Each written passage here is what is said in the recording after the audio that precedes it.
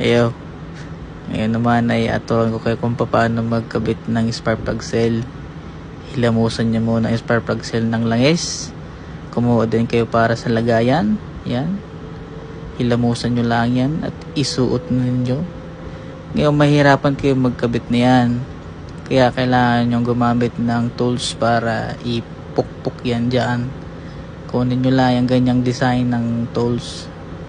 Basta't hindi masisira yung spark plug cell. Tapos kahit anong pamakpok, pwede spanner. Katulad ng ginawa ko na yun, walang pamakpok, spanner na lang ginamit ko. Kunting pukpuk lang yan, mga ilang pukpuk, pwede na yan. Basta't sumot lamang siya at maging pantay dun sa lagayan ng spark plug cell. Talaga namang kulapol pa ng Betamax ang kon eh. Beta grade pala.